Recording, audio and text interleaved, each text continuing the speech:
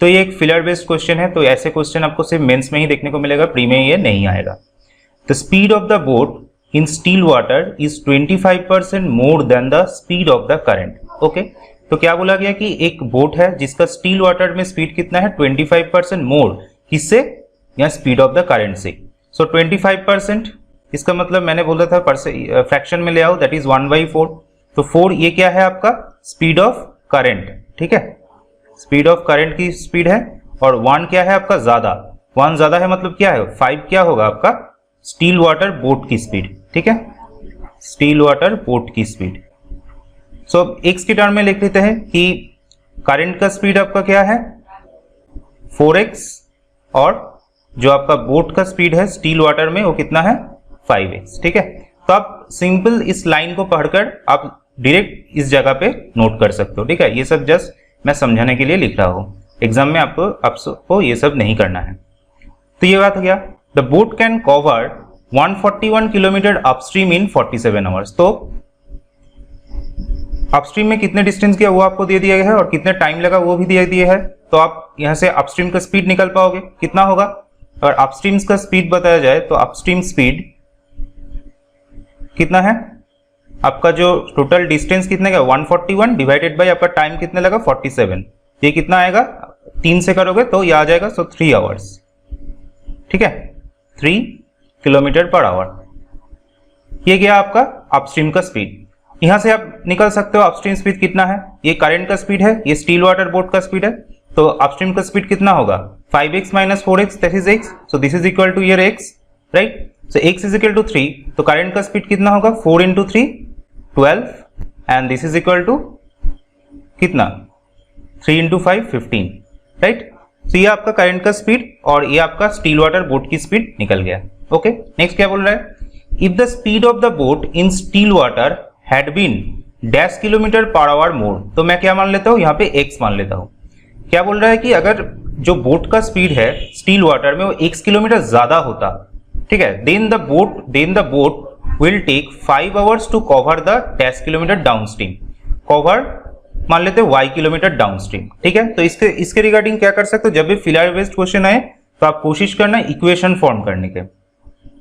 क्या बोला है, स्टील वाटर स्पीड का बोट का स्पीड अगर x किलोमीटर ज्यादा होता तो कितना होता 15 प्लस x होता, राइट। ये स्टील ऑफ बोट का स्टील है, और क्या बोल रहा है कि आप 5 आवर्स कहां पे जा रहे हो डाउनस्ट्रीम पे। डाउनस्ट्रीम का मतलब कितना होगा स्पीड ऐड हो जाएगा, जो आपका करंट का स्पीड है मतलब 12, ये आपका डाउनस्ट्रीम का स्पीड हो गया पूरा, राइट।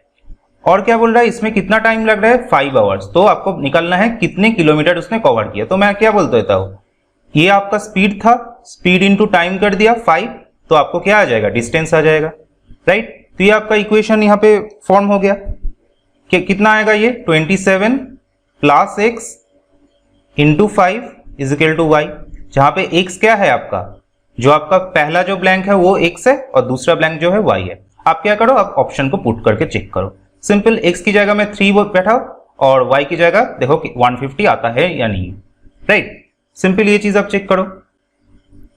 तो देखो 27 प्लस 3 मतलब कितना आएगा 30 इंटू 5 कितना हुआ 150। तो देखो मेरा पहला जो ऑप्शन है वो तो सेटिस्फाई कर रहा है, तो ये होगा।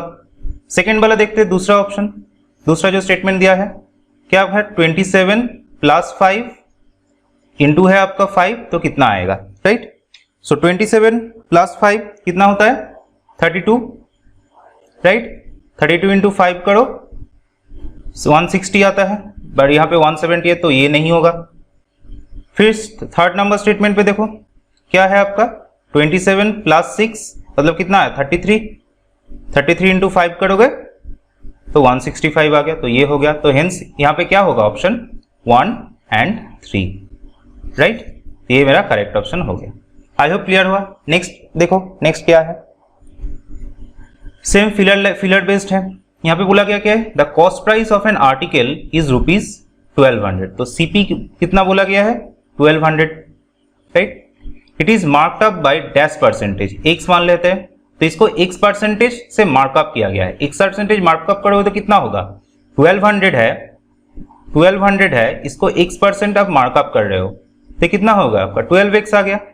तो आपका MP कितना है अब 1200 प्लस 12x, राइट, कितना दूर गया, and then give a discount of rupees dash, ये रुपीज में है, ठीक है, ये ध्यान रखना है, रुपीज में है तो मैं y मान लेता हूं, y डिस्काउंट दिया गया है, is offered on it and the article is sold as 20% profit. तो MP है इसमें से क्या कर रहा हूं मैं, y डिस्काउंट दे रहा हूं, तो y जो डिस्काउंट दे रहा हूं तो ये मेरा क्या आ गया, SP आ गया, राइट, ये पूरा पोर्शन मेरा क्या आ गया, SP आ गया। तो ये तो मेरा एक था, दूसरा कहां से आप SP निकल सकते हो, 20% प्रॉफिट से, ठीक है। 20% प्रॉफिट अगर करोगे तो कितना आएगा, 1200 के ऊपर 20% प्रॉफिट है आपका, राइट, मतलब 1200 इसके ऊपर 20% का प्रॉफिट, मतलब 120 के हिसाब से आ जाएगा, राइट। सो कितना आएगा ये 1440, ठीक है। तो इतना आ गया आपका SP। अब दोनों SP को आप इक्वेट करो तो क्या आएगा, 1200 plus 12x minus y, this is equal to 1440, right. तो 12x minus y this is equal to कितना, 240। तो ये है आपका इक्वेशन, जो इक्वेशन बोला गया था। अब इसमें x और y पुट करो, आपका वैल्यू आ जाएगा। x क्या है आपका, पहला जो ब्लैंक है वो x है, मतलब ये वाला आपका x है और ये वाला आपका y है, तो बैठाओ। तो 12 इंटू 25 माइनस क्या है आपका 60, तो कितना आएगा ये देखना होगा। तो यहाँ पे देखो कैसे कैलकुलेट करोगे, 25 है, 12 है, तो मैं क्या कर रहा हूँ यहाँ से 4, मतलब मैं इस तरह देख रहा हूँ, ये 3 इंटू 4 है, तो 4 निकल के मैं यहाँ पे दे रहा हूँ, तो कितना हो गया, 25 इंटू 4 हम जानते हैं 100, तो 100 से 3 करोगे तो कितना आएगा 300, राइट। 300 से आप क्या करो 60 माइनस करो, तो कितना आ गया 240 आ गया। तो yes this is correct. Now क्या बोल रहा है आपका 40 एंड 240 को, सो 12 इंटू 40 माइनस आपका जो y है मतलब 240, ये चेक करना है आपको। 12 इंटू 40 कितना आएगा, 12 इंटू 4 480 माइनस 240 करो तो ये कितना आएगा 240 आ रहा है। तो ये भी ऑप्शन क्या हो रहा है मेरा सही हो रहा है, ये दो और ये फास्ट वाला था, राइट। थर्ड वाला पे देखो, थर्ड वाला क्या है आपका, अगेन 12 इंटू 35 माइनस 240 करो, 35 है, सो मैं क्या कर रहा हूँ इसको 2 दे रहा हूँ, ठीक है। तो 6 इंटू 2 होता है, मैं 2 क्या कर रहा हूँ इसको दे रहा हूँ, तो ये कितना होगा 6 इंटू 70 आ जाएगा, और ये कितना होगा 420 होगा। 6 इंटू 70 मल्टीप्लाई करना आसान है, 240 करो कितना आएगा 180 आ जाए है, तो ये ऑप्शन भी करेक्ट है। तो यहाँ पे मेरा करेक्ट ऑप्शन क्या होगा ऑल, ठीक है, all are correct. I hope इतने दूर क्लियर हुआ है आपका, ठीक है। तो इस तरह क्या होता है कि आपका फिलर बेस्ड जो क्वेश्चन होता है इस तरह सॉल्व करने की कोशिश करना, ठीक है। पहले इक्वेशन बनाने की कोशिश करना, देन आप अपना जो स्टेटमेंट है वो आपको वैल्यू पुट करो, देन आपको आंसर आ जाएगा। तो नेक्स्ट क्वेश्चन में जाते हैं। तो ये है आपका नेक्स्ट क्वेश्चन, बहुत ही अच्छा एक क्वेश्चन है। देखो क्या है ये, प्रोबेबिलिटी का क्वेश्चन है। There are 2 boxes A and B, okay. So 2 box है A एंड B, लिख लेता हूं यहाँ पे, एक पे A है एक पे B है, okay fine. And each box has balls of 2 different colour, red and blue, okay. तो इसमें भी कुछ रेड है, इसमें कुछ ब्लू है, इसमें भी कुछ रेड है, इसमें कुछ ब्लू है।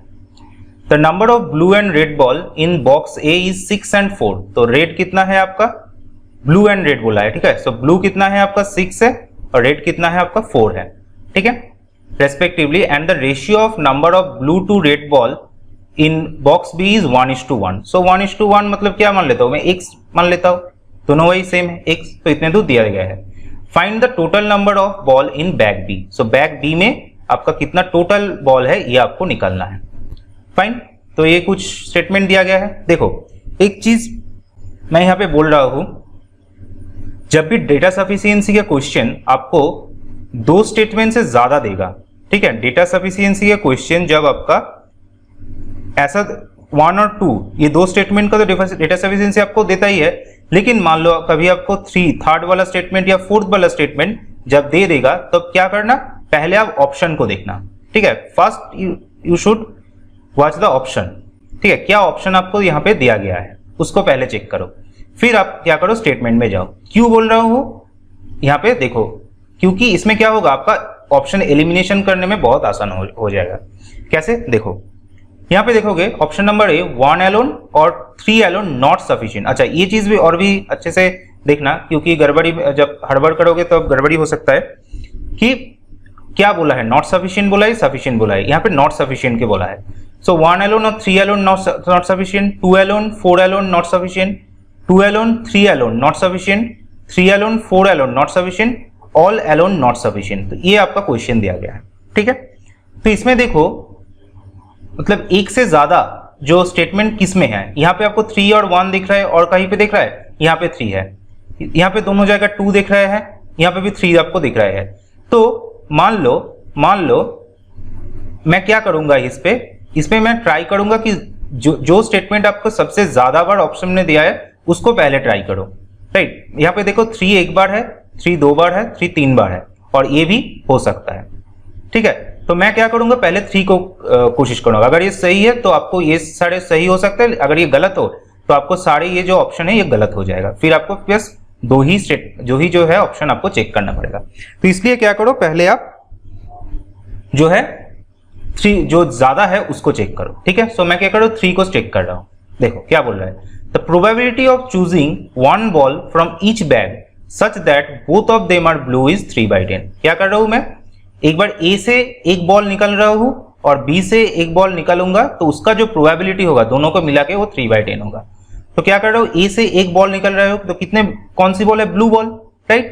तो ब्लू बॉल एक बार निकालूंगा तो कितने तरीके से, 6 तरीके से निकालूंगा, राइट।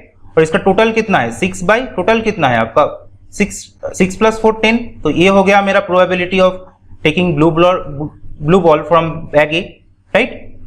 अब क्या करूंगा, इसमें से साइमल्टेनियस हो रहा है इसलिए मल्टीप्लीकेशन कर दिया। बी से निकालूंगा क्या, एक ब्लू बॉल, बी में कितना है, x है तो x तरीके से निकाल पाऊंगा और टोटल कितना है 2x है तो इतने तरीके से निकाल पाऊंगा। तो x से x काट गया और इस दोनों का क्या बोला दिया है, प्रोबेबिलिटी 3/10 है, ये 3/10 है, ठीक है। x से x काट गया, 2 से काटो 3, तो यहाँ पे देख रहे हो 3/10 = 3/10 आ रहा है। तो ये मतलब क्या है, कुछ आप निकाल पा रहे हो यहाँ पे कि b में कितना आपका जो क्वेश्चन दिया है कितना बॉल है, निकाल पाओगे, कुछ तो नहीं आ रहा है ना। तो ये क्या होगा आपका 3 alone are not sufficient, this is true. तो ये मेरा ट्रू हो सकता है, ये भी मेरा ट्रू हो सकता है और ये भी मेरा ट्रू हो सकता है, ठीक है। तो ये तो मैं देख लिया, ओके। ये भी हो सकता है, इसके लिए बाकी चेक करूंगा। अब क्या चेक करूंगा इसको, अब मैं यहां से देखो कौन सा और दूसरे वाला कौन से ज्यादा है, आपका 2 alone और 4 alone। अच्छा 3 से जो कनेक्ट है उसे चेक करता हूँ, 3 और 1 को चेक करता हूँ, ठीक है। 1 को चेक करता हूँ और बोला है ना, सिर्फ 1 को चेक करता हूँ, क्या 1 से कुछ निकल पाएगा।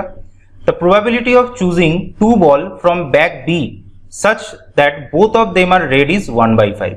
2 बॉल निकल रहे हो कहां से, मैं बैग बी से, और वो क्या है आपका रेड है। रेड कितने तरीके से, x है रेड, तो 2 बॉल निकलूंगा, x(2) इतने तरीके से, टोटल कितना है मेरा 2x, कितना 2x(2) इतने तरीके से निकालूंगा तो ये कितना होगा, x × x-1 आ जाएगा, यहाँ पर भी 2x × x-1 आ जाएगा। तो x मेरा कट गया और इन दोनों का प्रोबेबिलिटी क्या है, 1/5 है, राइट। तो x-1 ऊपर हो गया और नीचे क्या है आपका 2x-2, ठीक है। तो एक चीज देखो, ठीक है, तो एक चीज देखो आप क्या हो रहा है, यहाँ पे 5 है, यहाँ पे 5 है और यहाँ पे आपका 1 है। तो आप देख के समझ सकते हो x तो कभी इक्वल नहीं हो सकता। तो और यहाँ पे क्या है, सिंगल x ही है, सिंगल x है, एक इक्वेशन है, तो आप आसानी से x के वैल्यू निकाल पाओगे। x का वैल्यू जब निकल जाएगा तो टोटल बॉल कितना है आप निकाल पाओगे। तो ऑप्शन 1 से 1 इज सफिशिएंट, नॉट सफिशिएंट नहीं है, इज सफिशिएंट, तो मतलब 1 से तो आएगा। तो क्या होगा, ये जो ऑप्शन है ये ऑटोमेटिकली एलिमिनेट हो जाएगा, राइट। ये ऑटोमेटिकली एलिमिनेट हो जाएगा। ये अगर एलिमिनेट हो गया तो मेरा ई जो है वो भी एलिमिनेट हो जाएगा, क्योंकि इसमें तो क्या बोला, ऑल अलोन नॉट सफिशिएंट, मतलब 1 भी नहीं है, 2 भी नहीं है, 3 भी नहीं है, 4 भी नहीं है, अलग अलग से नहीं है। तो मेरा देखो यहाँ पे 2 ऑप्शन मेरा ऑलरेडी क्या हो रहा है, एलिमिनेट हो रहा है, राइट। आई थिंक समझ में आया है। तो मैं क्या करता हूँ, इसको एक बार ड्राफ्ट कर देता हूँ फिर आपको समझ। सो वेट अ सेकेंड, ओके। तो मैंने ऑलरेडी क्या देख लिया कि ये मेरा सफिशिएंट, ये मेरा ऑप्शन नहीं हो सकता और ये मेरा ऑप्शन नहीं हो सकता, ठीक है। अब मैं क्या कर रहा हूँ, क्या करूंगा, इसमें से देखो 2 alone, 3 को तो मैंने चेक कर लिया, अब 2 को चेक करता हूँ क्योंकि ये 2 दोनों में है, तो अगर नहीं हुआ तो दोनों एलिमिनेट हो जाएगा, आंसर मेरा डी हो जाएगा, राइट। सो देखो 2 को चेक करता हूँ, 2 क्या बोल रहा है, the total number of blue and red ball in bag A is 5/3 of total number of blue and red ball in bag B.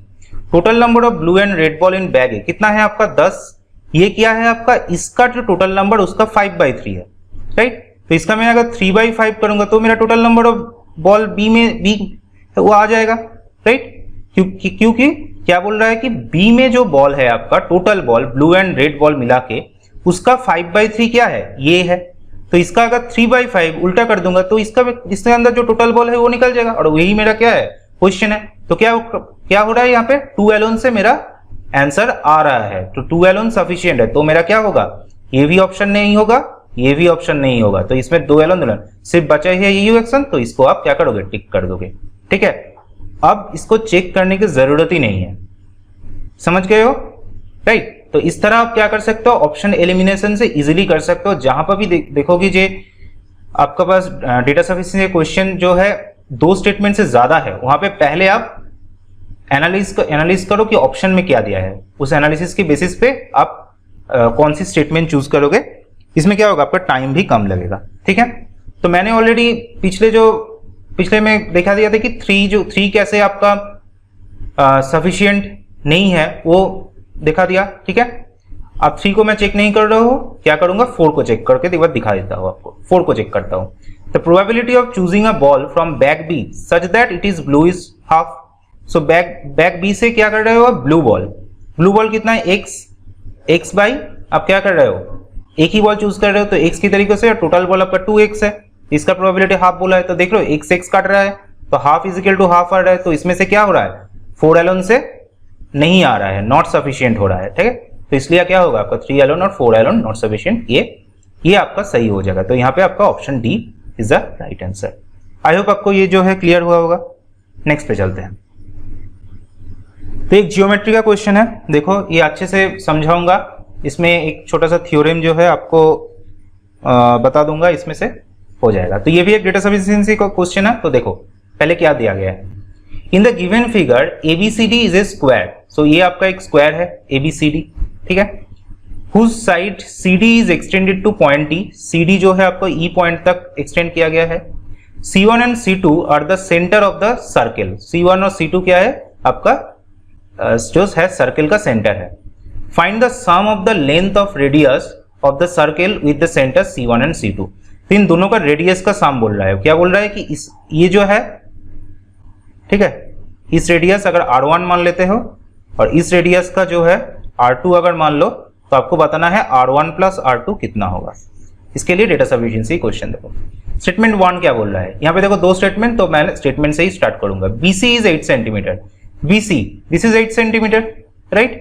This is आपका जो अगर 8 सेंटीमीटर है तो यहाँ से आपके C1 तो निकल रहा है ना, क्यों निकल रहा है कि इसका जो हाफ होगा वही तो आपका रेडियस होगा इसका, राइट। इनर सर्किल है ना, इसके लिए क्या होगा, इसका जो रेडियस आपका R1 है, डायमीटर कितना होगा, इसको जोड़ दो, ये आपका डायमीटर हो गया। Diameter this is equal to आपका क्या है, वन साइड का जो लेंथ है वही तो आपका डायमीटर है, तो आपका रेडियस कितना होगा, इसका हाफ। सो C1 का वैल्यू, C1 का जो रेडियस है मतलब R1, इसका वैल्यू कितना आ रहा है 8/2, दिस इज 4। स्टेटमेंट 1 से सिर्फ 4 आ रहा है, लेकिन R2 क्या आ रहा है, नहीं आ रहा है। तो स्टेटमेंट 1 एलोन तो कभी नहीं होगा। 2 एलोन चेक करते हैं। Statement 2 AE is equal to 10 centimetre. AE का मतलब क्या है, ये आपका 10 सेंटीमीटर दिया गया है। इसमें से क्या R2 या R1 कुछ आ रहा है, कुछ भी नहीं आ रहा है, तो 2 alone this is also not sufficient, right. अब क्या करूंगा, इसको बोथ कॉम्बो कर लूंगा। कॉम्बो करके अगर जो आएगा तो इजिली कर पाऊंगा, राइट। इस क्वेश्चन को फर्दर बढ़ने से पहले मैं क्या करूंगा, एक छोटा सा जो है आपका फॉर्मूला वो आपको समझा देता हूं, उसके बाद फिर से इस क्वेश्चन में आता हूं, ठीक है। तो देखो क्या बोला गया, किसी भी अगर ट्राइंगल हो, है, मैं यहां पे अगर राइट एंगल ट्राइंगल है तो मैं राइट एंगल ट्राइंगल के लिए यही करता हूं, या फिर किसी भी ट्राइंगल, ठीक है, सिर्फ राइट एंगल ट्राइंगल नहीं, किसी भी ट्राइंगल की बात करो। कुछ इस तरह है राइट एंगल ट्राइंगल का,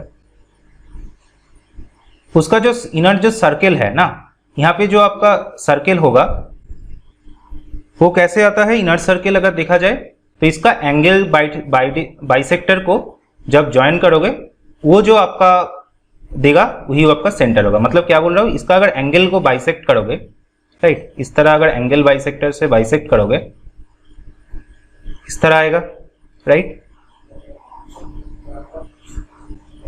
तो ये जो सेंटर है ना, ये सेंटर क्या है आपका, जो आपका इनर सर्किल है उसका सेंटर होगा, राइट, उसका सेंटर ये होगा। तो इसका रेडियस क्या होगा, एंगल बाइसेक्टर का मतलब क्या है, जो एंगल को दो इक्वल सेक्टर में डिवाइड करता है। ये अगर x है तो ये भी x है, इसको आप एंगल बाइसेक्टर बोलते हैं किसी भी ट्राइंगल की बात, ठीक है। तो ये आपका जो है सेंटर है।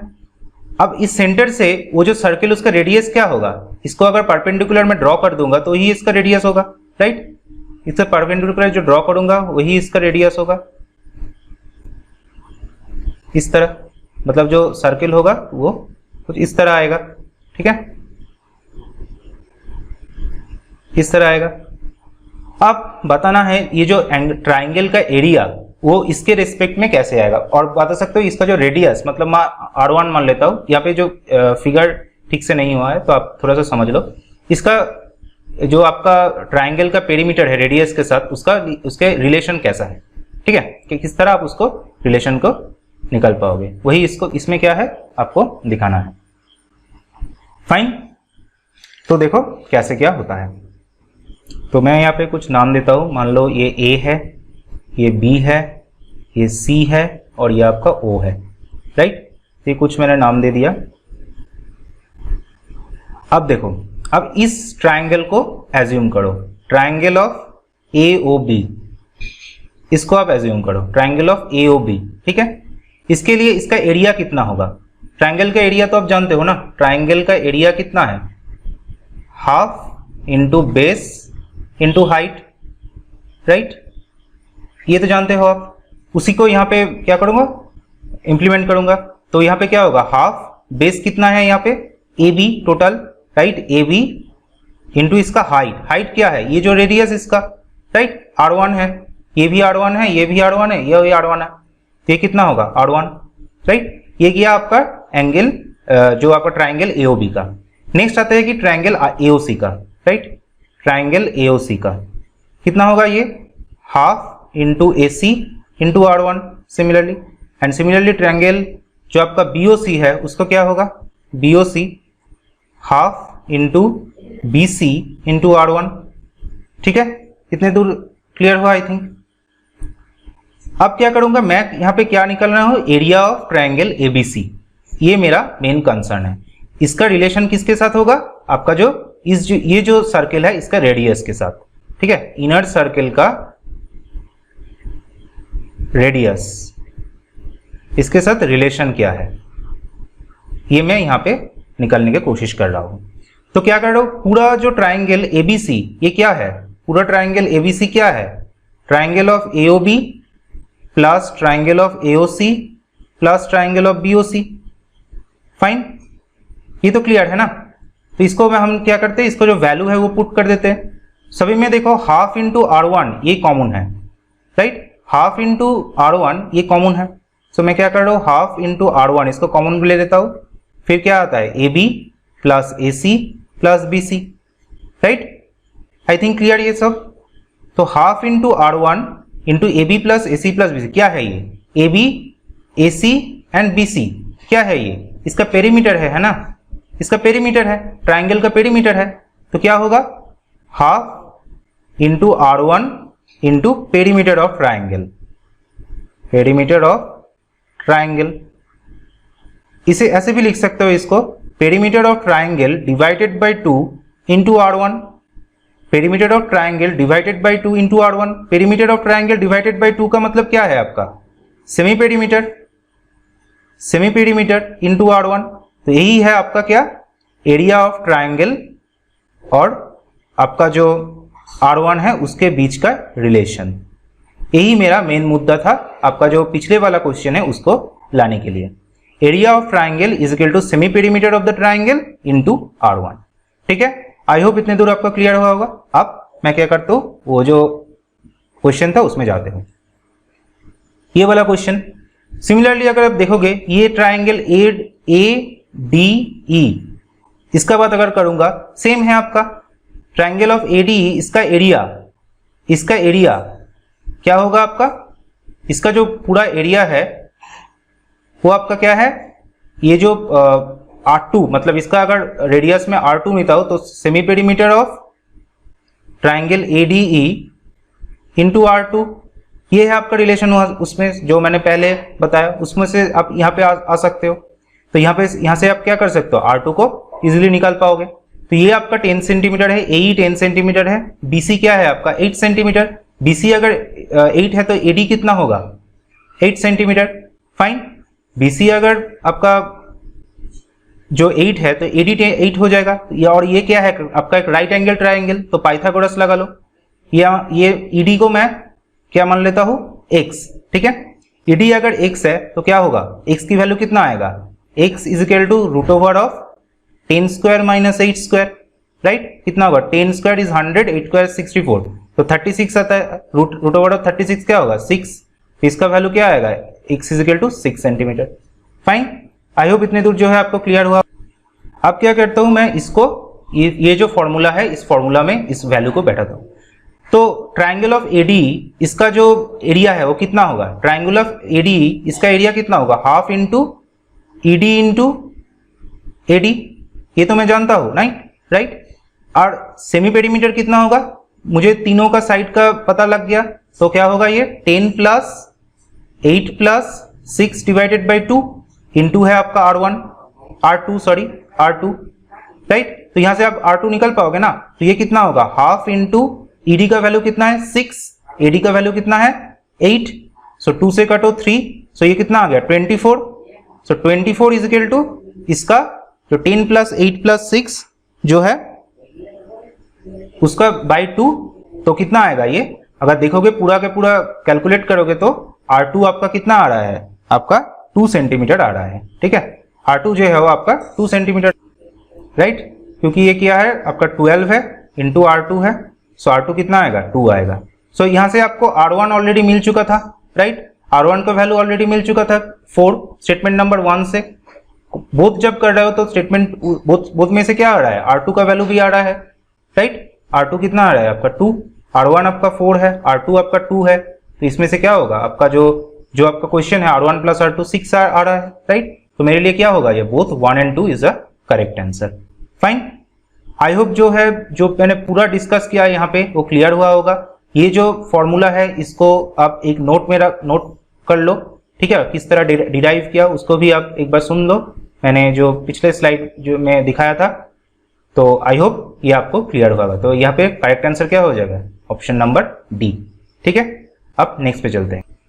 इस क्वेश्चन में देखो क्या है, Ramu took a construction work of a constructing a road. तो रामू ने एक कंस्ट्रक्शन वर्क लिया है एक रोड कंस्ट्रक्शन के लिए। He employed x number of worker to finish the work in the given schedule time. x worker को निकला है, तो वर्कर कितना था x और कुछ टाइम के लिए किया था, ठीक है। Some time later when some part of the work was completed, Ramu realised that the work would be delayed by 80% than the schedule time, so he increase the number of employees to thrice and thus the work was completed in the schedule time। तो क्या हुआ है यहाँ पे कि कुछ number के लिए शेड्यूल टाइम था, मतलब जो भी है वो मान लेते हैं कि वो जो टाइम था आपका शेड्यूल टाइम वो कितना है 100 डेज के लिए, राइट, क्योंकि यहाँ पे आपका परसेंटेज ऑलरेडी दिया गया है, परसेंटेज के रेस्पेक्ट में वैल्यू है, तो मैं यहाँ पे 100 डेज मान लेता हूँ, राइट। 100 डेज के लिए एक काम को लिया था जो आपको 100 डेज में कंप्लीट होना चाहिए, राइट। उसके रिगार्डिंग क्या है आपका x नंबर ऑफ वर्कर को अपॉइंट किया था, लेकिन देखा कुछ दिन काम करने के बाद कि 80% ऑफ जो शेड्यूल टाइम का 80% है उतना डिले हो चुका है, राइट।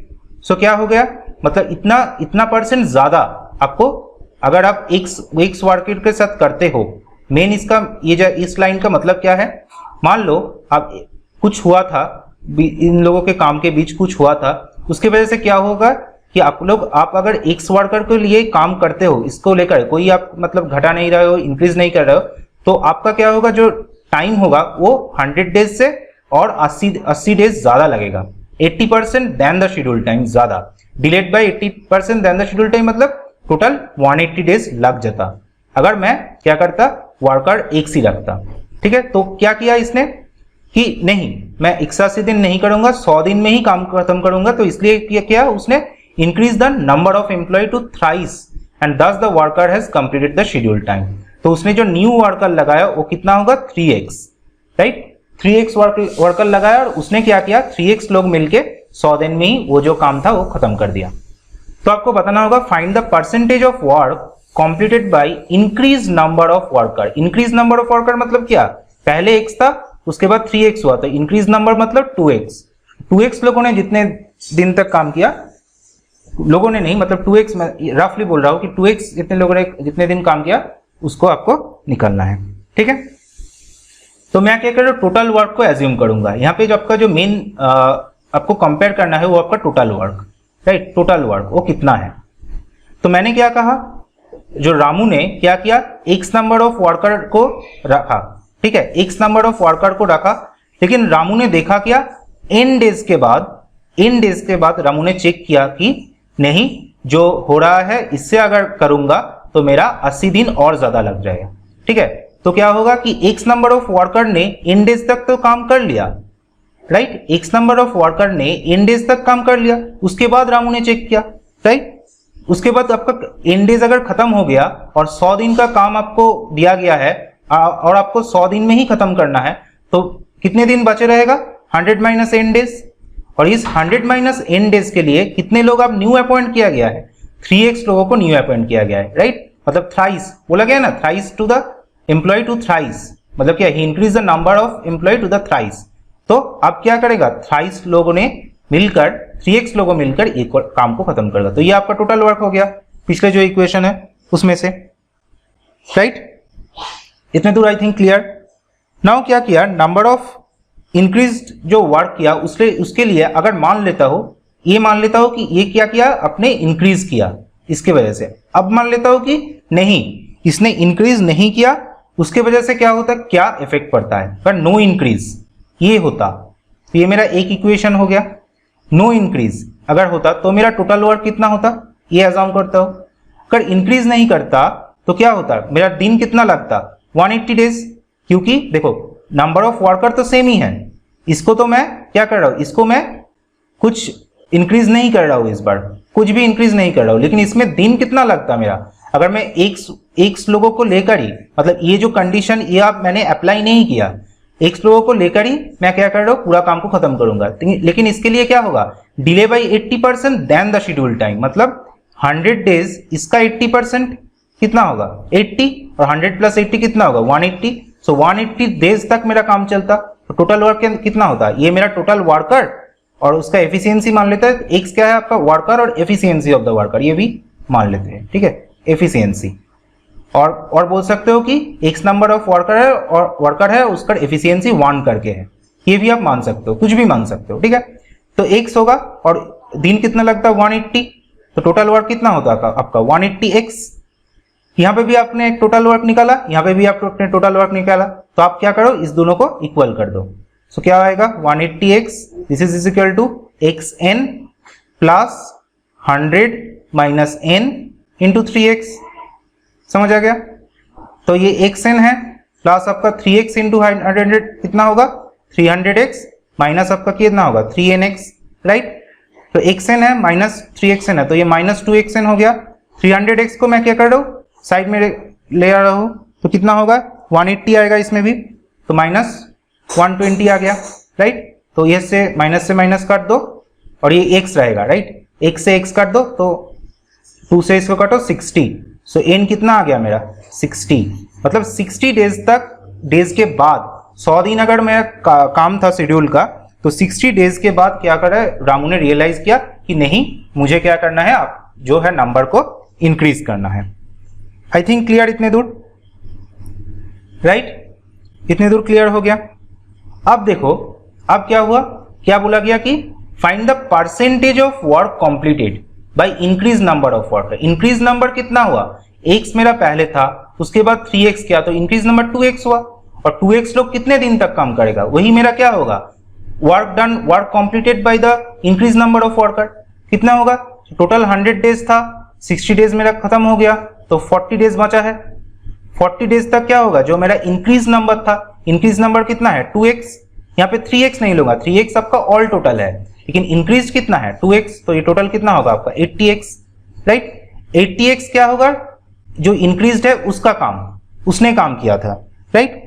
जो इंक्रीज है उसका काम किया था आपका 80x तक, राइट। इसने 80x तक काम किया, लेकिन जो आपका पिछला जो अगर इसने 80x तक ना मतलब 100 डेज में अगर खत्म नहीं करता तो कितना होता 180x। ये तो मेरा है, तो ये मेरा क्या है जो बेस है मतलब प्राइमरी है जो आपका इतने दिन में खत्म होने का था, तो क्या होगा 80x। अगर परसेंटेज की बात कर रहा है ना कितने percentage, so 80x by 180x into 100, यही मेरा क्या होगा परसेंटेज हो जाएगा, राइट। x से x काट दिया, 8 से इसको काटो, 4 आ गया, ये 9 आ गया, सो 4/9, राइट। 1/9 का मतलब क्या जानता हूं मैं 11.11%, सो 4/9 कितना होगा 44.44%। तो ये हो गया मेरा करेक्ट आंसर इस ऑप्शन ई है। आई थिंक ये जो पूरा है क्लियर हुआ होगा। एक बार अगर समझ में नहीं आया तो एक बार रिवाइंड करके सुन लो, पूरा आपका क्लियर हो जाएगा, ठीक है। आई होप इतने दूर क्लियर। अब जो लास्ट क्वेश्चन है उसे एक बार देखते हैं। तो ये लास्ट क्वेश्चन लिया है क्वेश्चन नंबर 18। देखो क्या बोला है, a milkman has 2 container A and B of same capacity. 2 container है ए और बी, और इसका क्या है कैपेसिटी जो है वो सेम है, कैपेसिटी आपका जो है सेम है, right. Container A contains pure milk, तो इसमें जो मिल्क है वो कितना है 100% प्योर मिल्क है, right. And container B contains the mixture of milk and water. B में क्या है मिल्क भी है वाटर भी है, कुछ रेशियो में है, फुल्ली फिल्ड, ठीक है, पूरा के पूरा फिल्ड है, okay. The milkman replaces 8 litre of pure milk from the container A with water. So क्या कर रहा है 8 लीटर करके करके, मतलब 100x अगर आपका पास मिल्क है प्योर मिल्क, तो एक बार क्या कर रहा है 8 लीटर इसमें से निकल रहा है, राइट। 8 लीटर निकल रहा है 8 लीटर मिल्क को, और उसके साथ क्या कर रहा है 8 लीटर आपको वाटर ऐड कर रहा है। दूसरी बार पूरा मिक्सचर से क्या कर रहा है वो पूरा जो मिक्सचर है उसमें से 8 लीटर निकल रहा है और 8 लीटर वाटर को आपको ऐड कर रहा है, राइट। इसी तरह इसने किया क्या, he attempts this process thrice such that ratio of milk and water in the final mixture become this in container A।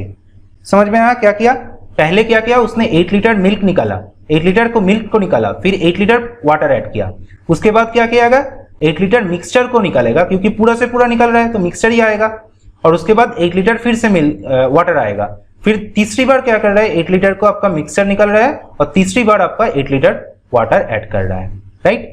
ये आपका मिक्सचर एंड वाटर भी है। तो बताना है इसके बाद ये सब करने के बाद जो आपका फाइनल में ये जो मिल्क और वाटर की रेशियो होता है वो कितना है 5:1 और 2:1, राइट। आई होप इतने दूर क्लियर है आपका। अब देखो इसको आसानी से कैसे कर सकते हो कि कितने पर आपको क्या बताना है कि in the container if the ratio of milk to water in container B की बात कर रहा है 5:4, then find the quantity of water in the container B. तो मैं अगर इसमें से, क्योंकि इसका दोनों का क्या है कैपेसिटी सेम है, इसमें भी जितना लीटर है इसमें भी उतना ही लीटर होगा, तो अगर मैं किसी भी तरह इनिशियल जो मिल्क ए में था वो मैं अगर निकल पाऊंगा तो बी में कितना आपका मिक्सचर था वो भी पता चलेगा, क्योंकि दोनों का वैल्यू सेम होगा। तो मैं क्या कर रहा हूं मिल्क बाई वाटर के रेशियो दे रहा है, तो मैं क्या कर रहा हूं मिल्क बाई टोटल की रेशियो देख रहा हूं, कितना होगा 5:1 डिवाइडेड बाई 5:1 प्लस 2:1, कितना आएगा, कितना होगा ये 5:1 और ये क्या 9:2 7 to 9, राइट। और ये कितना है 3 बार किया था थ्राइस, तो इसका मैं क्या निकालूंगा क्यूब रूट, राइट। इसका क्यूब रूट कितना आ गया 8/9, राइट। 8 का क्यूब 5:1 9 का 2 7 to 9।